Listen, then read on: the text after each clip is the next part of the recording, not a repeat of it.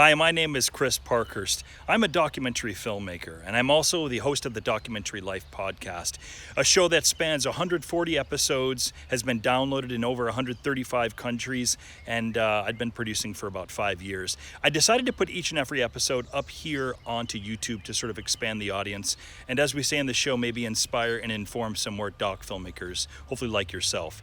In the episodes, you may find some older, maybe outdated URLs, in particular any of the documentary filmmaking courses that we do offer online. If you have any questions about the URLs, simply look in the show notes on this page, here on this YouTube page, and that'll be able to take you where you need to go to. Other than that, I hope you enjoy the show, and it's great to have another listener to the Documentary Life. Have a great day. Microphone check, 1, 2. CC, hello and welcome. CC, hello and welcome. 1, 2, 3, 4, 5, 6. She sells seashells by the seashore. She sells seashells by the seashore. There we go, rolling. We're looking for the golden moments. We were looking for the most expressive moments of people, either in their music or in their expression on their face, in the activities that they were doing. That was early inspiration and one of the things that kept me going. Werner really gave us free rein. He didn't want to censor us. We sort of used our judgment about what we should film or what we shouldn't film, and I think he saw that we were doing that. I always give him credit for that. Even though there were about 2 or 3 things he wasn't happy with in the final film, he still had the nerve and the guts to be filmed, and not everybody does that when you make a film about them. Hello and welcome to The Documentary Life, a show that sets out to inspire and inform you on how to best live and lead your own documentary life. I am your host, Chris G. Parkhurst, and this is episode number 98. And it is brought to you by Barong Films, proud creators of documentary film, the Documentary Life podcast, and the Documentary Academy, our industry-changing A to Z documentary filmmaking program that will transform you into the documentary filmmaker that you've always wanted to be. Find out more at thedocumentarylife.com/academy. Back in episode number 86, I listed out some of the most influential documentaries to my own doc life. Now, it was a list of 5 docs that could probably also be considered my desert island docs list, if you will. In fact, it's probably right at the top of that list. It's a film that I've mentioned a number of times throughout the life of this show. And I always like to say that it's not only my favorite documentary film, but it's quite possibly my favorite film, period. I'm speaking of the documentary Burden of Dreams, a film done by one of my favorite doc filmmakers, Les Blank, about one of my favorite filmmakers, Werner Herzog. It covers the making of Herzog's epic feature film, Fitzcarraldo, and it not only stars Herzog, but it stars the wondrously enigmatic and mercurial, wow, I did just say that, enigmatic and mercurial, Klaus Kinski. And now that I think of it, I'd probably throw in temperamental as well. And maybe gun-toting. Or was that Herzog who was the supposed wielder of filmic firearms? In any case, Burden of Dreams, one of the greats for me. Now, any listener of the show will also be able to tell you that I am someone who champions the editors of the world. Through my own experience as an editor, it's how I was brought up in film, really. I have not only developed a true appreciation of the craft of editing, but it is my belief that the editor is one of the more unheralded and yet most critical components to the actual story of any given film on any given day. And so you can probably imagine my delight when longtime Les Blank film editor and collaborator, and in fact the editor of Burden of Dreams, Maureen Gosling, agreed to come on to the program. Maureen, who is a doc filmmaker in her own right, she sat down with me about a month ago and she shared with me tales of her documentary experiences, including, oddly enough, some similar beginnings to my own, as well as her working alongside Les Blank for years, their experiences working with Herzog on Burden of Dreams, and her own experiences filming throughout Latin countries, as well as a whole host of other doc filmmaking anecdotes and recommendations. It was a very satisfying conversation that I naturally loved, and I have a feeling that you will as well. All of that is coming up in a few short moments here on The Documentary Life.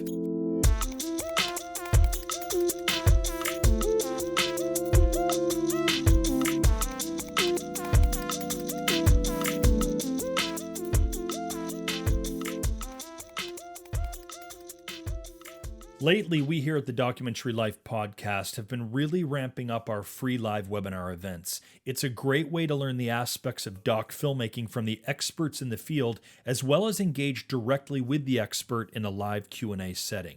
We've already had some great sessions so far, and our one coming up on December 4th will be no different. A few short weeks ago, it was episode 94, we had on the show acclaimed doc filmmaker and author John Reese.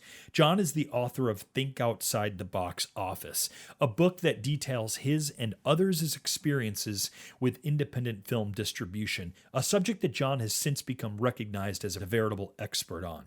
Not surprisingly, this was an episode that was pretty popular, speaking to a lot of the DIY sensibilities of you doc lifers. And so we've invited him to host a live webinar with us to further explore the subject of documentary distribution, to be followed by a live Q&A session in which you get to ask any and all of your pressing distro questions, of which I know that there are many.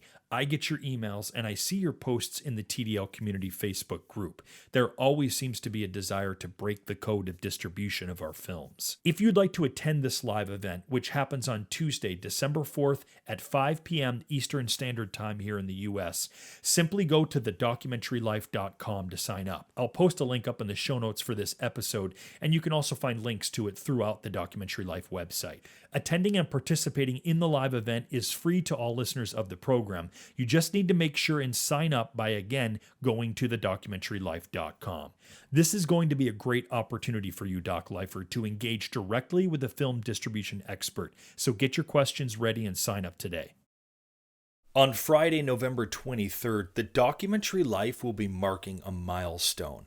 After 2.5 years of doing this show, we'll be hitting our 100th episode of the podcast. By now, you probably already know that this episode will be our final episode of Season 1, and that we'll be taking a short hiatus of 3 months and returning next year for Season 2. Now, this does not mean that we won't still be providing some informative and inspiring content for you. We're still going to be supporting your doc filmmaking goals, just on other platforms like the Documentary Life blog and the Documentary Life YouTube channel, where we'll be providing you with the topics, tips, and know-how that you've been asking for, as well as other valuable resources and insight. We'll also be taking this time to get to finishing our own documentary film, Elvis of Cambodia, and we'll be documenting the experiences to share with you as we do. We want to invite you into the process of the making of our film, so we'll be sending you updates via the TDL Weekly Newsletter, the TDL blog, our social media platforms, as well as our YouTube channel. We want you to be experiencing firsthand the making of our documentary film. You'll have an opportunity to learn from our experiences, and we'd also love to hear any suggestions or encouragement you might have for us. If you'd like to be kept up to date, you should definitely subscribe to the TDL newsletter by going to the documentarylife.com website. It's going to take some getting used to this, not creating this show for you every week. You know how much I love doing it and connecting with you guys, but I assure you, we'll be back bigger and more badass than ever before. We cannot wait for you to see what we'll have in store for you for Season 2 of the show. Know that we have an incredible amount of gratitude for you, Doc Lifer, and Steph and I will see you in 2 weeks' time for the finale of Season 1 of the Documentary Life.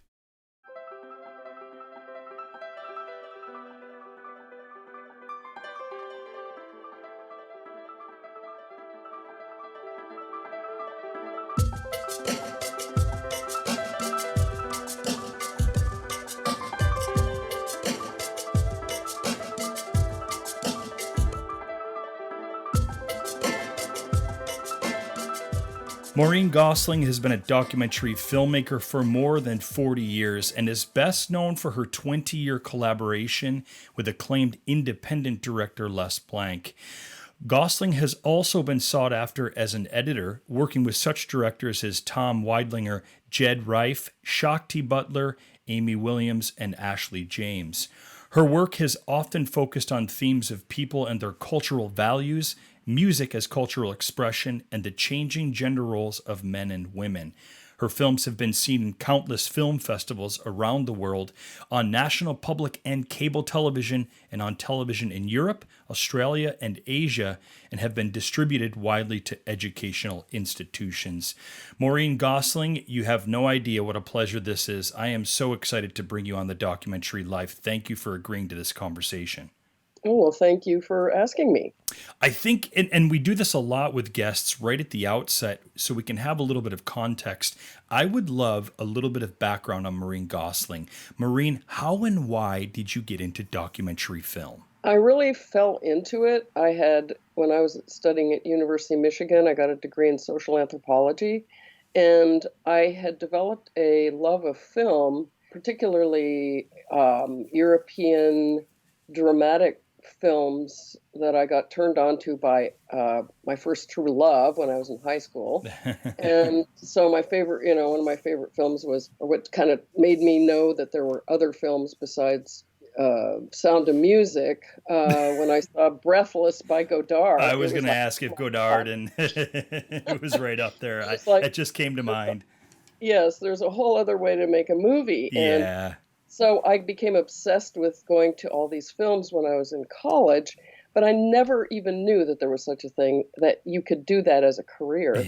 And I ended up, by quite a mixed circumstance, I ended up going to the conference on visual Hmm. anthropology at the time at Temple University, where they were showing ethnographic films. I got very excited to combine these two things. That's where I met Les Blank. Ah, so you met him very early on. Yeah, and well, it would have been 71, Hmm. the end of 71, right when I was finishing university. And I only talked to him for about 10 minutes at a party, and noticed that his films were showing at the Ann Arbor Film Festival. So Ah. I said, I'd be glad to send you any reviews if the films get reviewed. And he said, sure. So that's what happened. There actually were reviews of his films, which I loved when I saw them at the film conference. So he started writing to me, and I got so excited that this director was writing to me. And somewhere along the line, even though I didn't know what I was getting into, I said, "Well, if you ever need an assistant, let me know." Oh boy, how many And times have we said or heard that one? That's amazing, and it worked. Let's hear yeah, about that. well, and not everybody would do it, but Les was an interesting guy that way. You know, he was kind of found out that his sound recordist best friend was living with his estranged wife. And Les was still, I think, pretty, he was very torn up over breaking up with his wife. And here he found out that his best friend and sound recordist was living with her. So he was just a mess. And he had gotten this grant to do a film in Louisiana Hmm. about Clifton Chenier and Zydeco music. Oh yeah. And he had to decide whether he was going to do it or not that season because it was Mardi Gras coming up. Creole musicians. He had to decide whether to do it or not at that moment because it was about time for Mardi Gras, and he figured that would be a good time to go. So I kind of encouraged him. I said, "Oh, you should do it." I didn't know how depressed he was. I didn't know what bad shape he was in. And so somehow he decided to do it. And so he flew me out to Hollywood, and it was like jumping off a cliff because suddenly I was with this guy who was really depressed. And the only thing that kind of saved me at that moment was this friend of his, Sean Malone, was there as well. And Sean really showed me how to use the Nagra tape recorder. Ah, here we go. And Les was in no shape at that point to be a mentor. Yeah. And so Sean really helped me out. And of course, I had no idea that that's what my job was going to be. I thought that Les was just going to kind of tell me what to do. Yeah, I'm his right. assistant. He would just tell me, do this, do that. Well, suddenly I had to carry around this heavy tape recorder and boom mic. And I just it was very terrifying. But Sean Malone and this woman named Karen was a photographer. The four of us drove to Louisiana, and we had kind of a difficult trip. Then when we got there, we also did not have an easy time. But the first day we filmed was Mardi Gras morning, Wow. Black French Louisiana. Jeez, jump right into the fire, Maureen. Jumped right in, man. And so the first day that I did sound recording was morning, like 6 a.m. till midnight, and lugging this thing around. And Les was actually turned on by the whole thing, so sort of distracted him from his depression. And one of the things that I remember that he said, which I thought was wonderful and sort of really said something about the way he looked at things, he talked about, we're looking for the golden moments. Mm. And so that, to me, later I realized what that meant, that we were looking for the most expressive moments of people, either in their music or in their expression on their face, in the activities that they were doing. And he really looked for that. And that was our early inspiration, and one of the things that kept me going, even though we had a really difficult time during the next 3 months working on the film. That is an amazing story. And Maureen, I'll share a little bit of something with you. You and I apparently had very, in some ways, similar paths to our documentary filmmaking careers. The very first job that I did, I had not been working in film at all, and a colleague he'd approached me. His sound engineer had fallen through, and he was set to go to Cambodia to work on to shoot a film for 6 months' time. Wow. I was not even anywhere near close to the industry. I had wanted to for a while, but hadn't found my way in. And he just sort of asked me, hey, man, would you be interested in leaving your hotel job and going to Cambodia and dodging landmines and unexploded ordnance for 6 months and carry a boom pole and run sound for me? And I had no idea really anything about Cambodia at the time, and I didn't know anything really about doc film other than I really wanted to do anything I could in film. And yeah, I jumped on a plane, and on my birthday woke up flying over the rice fields of Cambodia. And then the next thing I know, I'm toting a sound gear around and working on a doc film. So there you go. That's awesome, Maureen. Yeah, and I mean, once I was there in this scene of, never would have met otherwise, and hearing the music and being able to go to their events and their family little parties and meeting them. And I just thought, oh my God, this is amazing. This is incredible. An old-time style of Louisiana Creole music is still played by a few musicians on unaccompanied violin.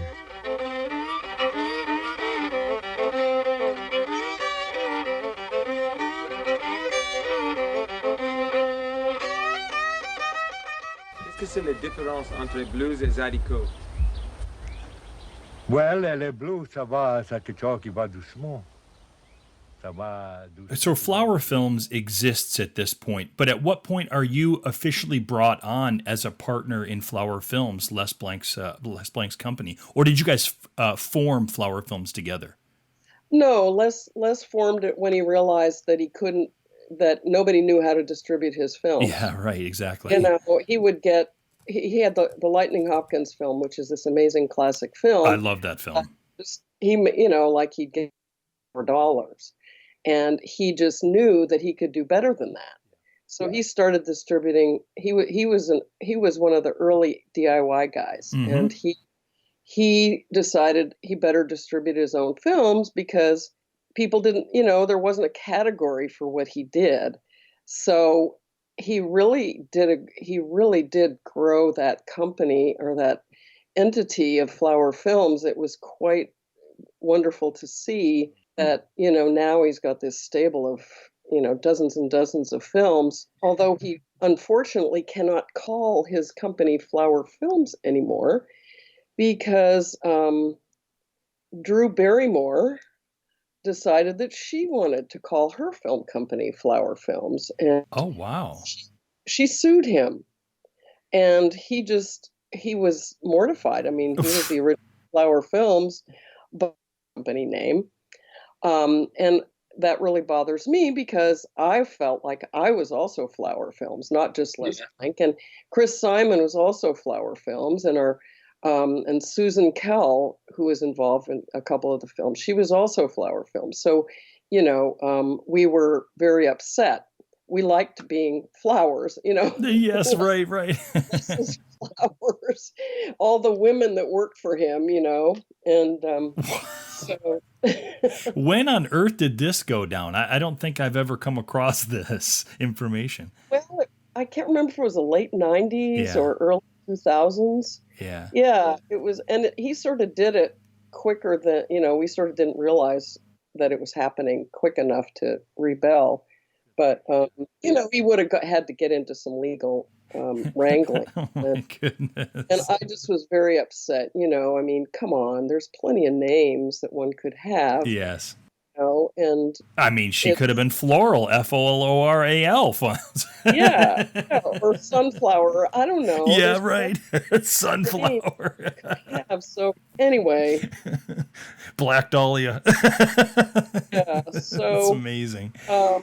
yeah, so the Flower Films was a wonderful organization that ended up, adding additional people on as we grew, and his catalog grew, and now it's Les Blank Films Inc. or something. Yeah, right.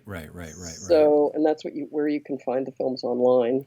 Now, there seemed to be a natural predilection for you and your work with Latino culture. Tell me how this began to develop for you. I was doing this film with Chris Strockwitz about Texas-Mexican border music, which eventually became Chulas Fronteras. And it was a really interesting experience because here we had been in Louisiana making films about very expressive African American, Black French people in Louisiana who are very, expressive and pouring their souls out, and very physically expressive in the way they do their music. And then suddenly we're with these people who are very still and don't move around very much, and they're playing their accordions and their bajo sextos, and it took a while for me to kind of get into their music. But the more I learned about the lyrics to the songs, I said, oh my God, that is where the passion is. Once you had context, yeah. Yeah, the passion is the lyrics. And then I could hear the notes on the accordion songs. And so I really fell in love with that music and continue to love it to today. And it really was my introduction to Latino culture. Now I guess it's Latinx culture. Yeah, yes, right. Yeah. And so it really opened this door. I mean, then I got more interested in Mexican culture in general.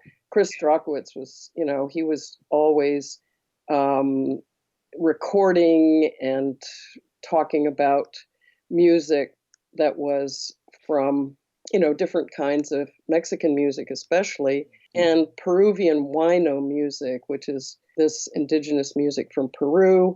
And anyway, and then the thing that really nailed it for me was Les and I got to, when we did Burden of Dreams, of course, that was a chance to actually be in Latin America, in Peru, in the Amazon for like months, showing films under the auspices of the United States Information Agency. Les contacted these guys, and we ended up touring 10 Latin American countries over a 2-month period, showing films, doing workshops, being invited to classes, and watching other filmmakers' films. That is the ultimate in DIY for me, and just really the ultimate in satisfaction and gratification as a doc filmmaker, in particular one that does a lot of work in developing countries. When I saw that jumped out, Maureen. I just thought, oh yeah, I mean that's what so many of us want to be able to do at some point, to be able to tour their films in the countries where we've made them, and then on top of that be meeting filmmakers from the indigenous cultures is just that's everything for me. Yeah. Well, it totally. I mean, when I went back home, I wanted to bring people's Latino filmmakers' films here. Yeah, I'll bet. And we hooked up with the San Francisco International Film Festival and encouraged them to get more Latino films. Right. And for many years, that was the year that they had the most Latino films in their festival. That was pretty great. It's an unfinished country. It's still prehistorical. The only thing that is lacking is the dinosaurs here. It's like a curse weighing on an entire landscape.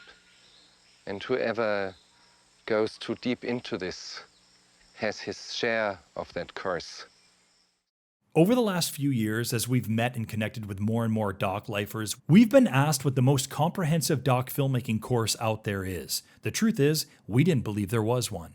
There are plenty of videos and some courses that walk you through some technical aspects of filmmaking and workshops that cover some of the business aspects, but there was nothing that specifically took the doc filmmaker through the whole actual doc filmmaking journey, both creative and business, from A to Z. That is, until we created one. The Documentary Academy is the only all-in-one online documentary film production course that actually starts from the beginning of your film's journey, from story conception through pre-production and actual production to post-production and through to the promotions, marketing, and distribution of your film. The Academy will help you make your most successful documentary film by guiding you on the journey from conception to launch. But don't just take our word for it. Have a look for yourself by going to thedocumentarylife.com/academy and discover everything that the Academy has to offer, including a video that takes you inside the Academy for a look around. The Documentary Academy has already greatly helped others realize their power and potential as doc filmmakers. Why not be the next person who brings an awesome documentary film to life? Head on over to thedocumentarylife.com/academy today, and we'll see you there. I think now is an appropriate time. Of course, I've been kind of, I'm not going to lie, Maureen, I've been sort of chomping at the bit for this, but I've been trying to remain focused on the interview. But it seems now would be an appropriate time to, to bring up and perhaps discuss what is one of my favorite films of all time. And you will note that I didn't say my favorite documentary film of all time. This is truly one of my favorite films of all time, and that is the aforementioned Burden of Dreams. Maureen, how did you and Les first get involved with Burden of Dreams? And then give us a quick synopsis for anyone out there who's not familiar with the film, what it's about. Les got introduced to Werner Herzog by Tom Luddy, who ran the Pacific Film Archives in Berkeley. And they ended up having kind of a mutual, appreciation of each other and each other's films. In fact, Werner used a scene from one of Les's films in his film Strozek. He grabbed a scene from He grabbed a scene from Les's film Spend It All, where this guy pulls his tooth out with a pair of pliers, which was a documentary thing. Werner put it in his film as a dramatic, scripted thing. So anyway, they were both characters, and so I think they got a kick out of each other. And somewhere along the line, Peruvian producer, maybe it was his brother, I can't remember, said, when he was about to shoot his film Fitzcarraldo in the Peruvian Amazon, the guy said, Werner, we should probably do a making of this film because it's going to be kind of dramatic. Because they, after he had done Aguirre, The Wrath of God, which was also pretty dramatic, they probably figured, okay, let's document this one. Yeah, right. Let's get this on film. Yeah. I don't know if Tom suggested it or if Werner just thought of Les automatically that he would be the guy to do it. And so when it was presented to us, we were sort of like, ooh, do we want to do this? I mean, Werner Herzog has a reputation for like jumping into cactus and we heard that, exchanges between him and Klaus Kinski, about killing each other. I mean, just really pretty dramatic stuff, and we weren't sure if we wanted to get involved with that kind of stuff. but it started to feel like, how could we not do this? That's right. It just sounded so interesting and so different, and the money was there to pay for us to do it, and that's pretty hard to turn down.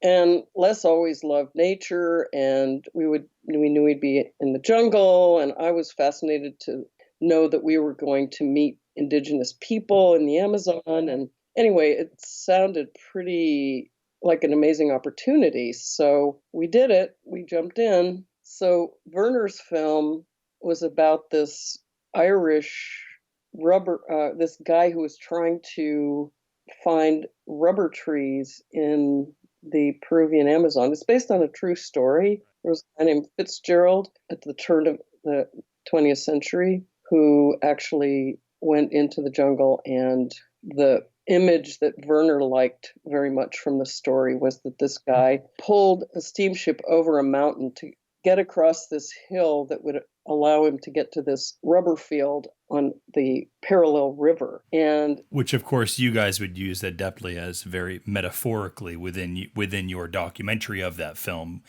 in Burden of Dreams. yes, and of course he did too, actually. Yeah, that's true. Yeah. He always talked about it as the central metaphor of his film. And this guy wanted to find these rubber trees, extract the rubber, make money, and bring opera to the jungle. He wanted to bring civilization to the people of Manaus, Brazil, and build an opera house. So that's what the story was based on. And we did the making of. When I came back to Germany and I tried to hold all the investors together, they said to me, well, how can you continue? Do you have the strength or the will or the enthusiasm or so? And I said, how can you ask this question? It is, if I abandon this project, I would be a man without dreams. And I don't want to live like that. I live my life or I end my life with this project.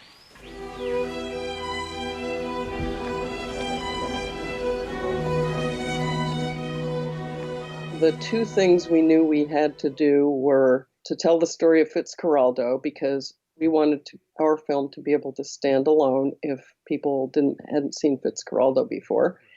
And we also, especially after the experience of being there and seeing Werner just sort of go nuts in terms of the difficulty that he had trying to do the film. And of course, the way he expressed his craziness was not by throwing things, that was Klaus Kinski. He threw things when he was upset.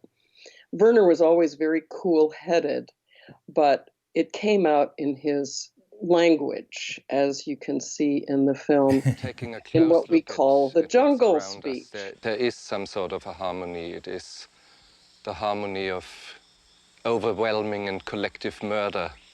And we, in comparison to the articulate vileness and baseness and obscenity of all this jungle, we, in comparison to that enormous articulation, we only sound and look like badly pronounced and half-finished sentences out of a stupid suburban novel, a cheap novel.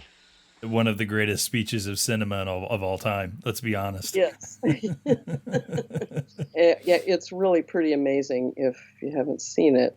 So Maureen, what was the relationship and the dynamics that was set up between, Werner and his filmmaking team, and then what you guys were doing there? I mean, did you have limits? What kind of impact did Werner, or what kind of say did Werner have on what you were filming? How did that work? How was that set up? Werner really gave us free rein. He didn't want to censor us. We sort of used our judgment about what we should film or what we shouldn't film. And I think he saw that we were doing that. And so he just tell us not to do X. I always give him credit for that. And I give him credit for even the way he, handled his portrayal in the film afterwards. I always give him credit for, even though there were about 2 or 3 things he wasn't happy with in the final film, he still had the nerve and the guts to be filmed. And not everybody does that when you make a film about them. Sometimes people get really upset and they tell you not to release something, as we know with Leon Russell, which is a whole other story. Yeah. But I do give Pacho Lane, who was a total linguist in terms of, he not only spoke Spanish and Portuguese, he spoke German, which were all the languages of the people on the crew. So he could figure out what was going on when we didn't know, when the Germans were just talking to each other. And we both had pretty decent, Spanish abilities, but then Pacho also could talk to the Brazilian engineer and the Brazilian sound recordists. Yeah. You know, that brings up actually something, Maureen, and I've seen Burden of Dreams. Countless times, and one of the things that I've always wondered, because my wife and I do a lot of work in developing countries, something I've always been curious about was, a Western crew, in this case, operating with Peruvian and indigenous tribes. I'm curious about what Werner's sort of rules and regulations, if you will, around that interaction was with you guys, and as well as his crew as well. And then I'd love to hear about the perception, maybe how Klaus treated the indigenous culture, and what those attitudes were like. When I first heard that Werner wanted to do separate camps, I thought that doesn't sound right. But then I realized that he actually was right, because the film camp that we were in was set up for people that were used to Western cultural things, from having beds and toilets and a kitchen with a refrigerator and stuff like that, even though the beautiful little cottages were made out of the local materials, lianas and wood and bamboo and stuff like that. And the native people's camp was for, set up with, so they could have fires to cook their food. And the problem with it, though, ended up being really pointed out by the priests who showed up and said that this is not how these people live, because there were dormitories, even though they were made out of the local materials. But they were dormitories. These folks never live in that kind of place. And the other thing that was problematic was that it was mostly men who came, and they were not allowed to bring their wives. And that was kind of odd for them, because the women were the ones that made the masato, which was the drink that they used all the time. And they couldn't drink masato made by somebody from another tribe. And so it made it really complicated. And, ultimately, they didn't really understand what was going on. I mean, they were getting paid, they had a job, and they had this Peruvian guy who had a relationship with the chief of, in this case, the Campa, or the Ashaninka people, a guy named David, who spoke Spanish as well as their indigenous language. So he was like their translator. Jorge Vignati, Herzog's AD, who actually was this really wonderful filmmaker who passed away just in the last year in Peru. He was very well known. He was the one that had to, relay the messages about what Herzog wanted them to do. And they didn't always get what they did what they were told, but they didn't understand it at all, I don't think. And so it was kind of a mix, in terms of, on the one hand, he did a few things right, and then on the other hand, he didn't take into account all these other cultural things. Well, from that experience, Maureen, I'm curious what you and Les may have brought into future filmmaking excursions that you would do. What you learned from that experience that you could then bring with you later on. Well, later on, I did Blossoms of Fire on indigenous people in southern Mexico, and as someone who got a degree in social anthropology, I really wanted to make sure that I crossed my T's and dotted my I's in terms of research. Right. Trying to make sure my film partner, Ellen Osborne, at the time, she wasn't as interested in the research part. She was really good at some other stuff like logistics. But I just was so determined to read everything I could get my hands on, and the kinds of questions, the kinds of things we were going to look for in this place that has a reputation of being a matriarchy. I knew that because it was a sensitive topic, that we really needed to be culturally sensitive. And so I was determined to do that. It worked up to a point. Yep. That's right. Right. There's only so much you can actually do to prepare for these instances, Well, right? no, the reason that it didn't work was because the first week we got there, an article came out in Elle magazine that was totally irresponsible Oh, no. and totally making these grand and stereotypical statements about the women of Juchitán having lovers and that their husbands stayed at home taking care of the kids and that they worked and the husbands didn't work, and people were mortified by this article. Oh, no. And so we were coming in, we'd already been there, we'd established relationships, we brought photos back for people from the last trip. Wow. You did everything you could do to best prepare for what you were about to do. Yeah, and suddenly everybody thought we were from Elle magazine and didn't want to talk. There were people that talked. They were talking about us. They didn't want to be interviewed, and it was really upsetting. I mean, it was just devastating. And then we realized, this has to be in the film. Yeah. Oh, right. Because this is really an important issue about people being able to have control of their own identity in the media. And so we had some good relationships already, and those are the ones we depended on, and they helped us smooth the way for some other people. And then there were additional people who just didn't want to be filmed, and so we just didn't film them. And so we found alternatives, and but it was part of the story. It's a part of the story of the myth of the matriarchy, and not that I think that it's a myth anymore, but that there's definitely stereotypical imagery about this community that hasn't always been good. And so there's a real mix of feelings about in their community about whether they think they are a matriarchy or not. Maureen, how can we see your films? Obviously, you can mention how we can see Les's films, but I'd love to know how we can see your films as well. Well, my film Blossoms of Fire is not in distribution at the moment, and I'm really trying to get it out there again.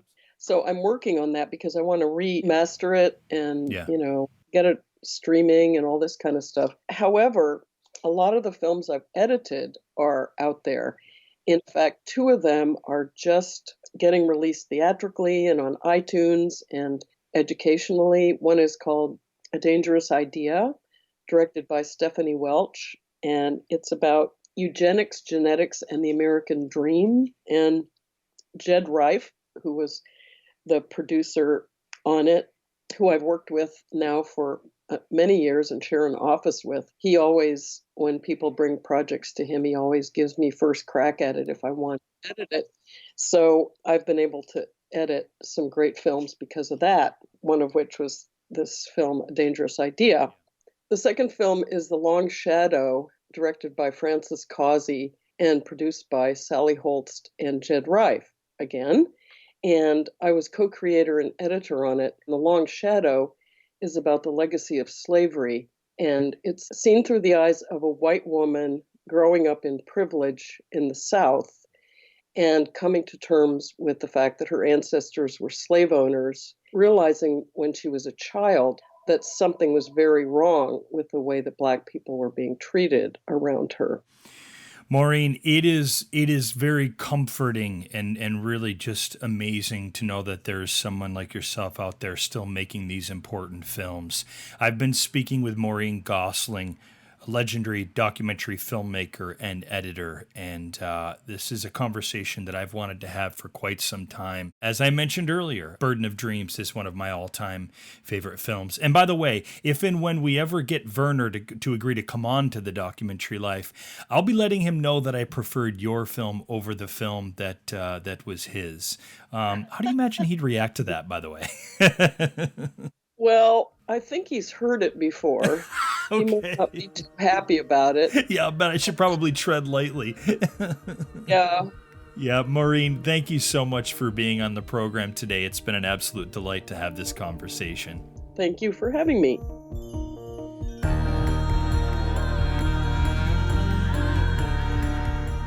Don't forget, we'd love to have you join us in the Documentary Academy. Come and take a look at how we can help you make your best documentary film at thedocumentarylife.com/academy. That's thedocumentarylife.com/academy. Thanks for listening, and we'll see you soon.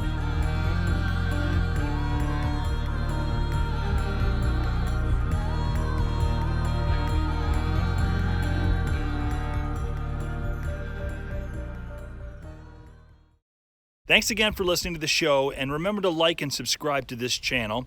Also, remember, for any of the URLs that may or may not be outdated and you want to get the most up-to-date information, perhaps for the documentary filmmaking courses, for the blog, for other episodes, just go ahead and check in the show notes below on this YouTube page, and that'll give you the correct URLs to use. Thanks again. Have a great day.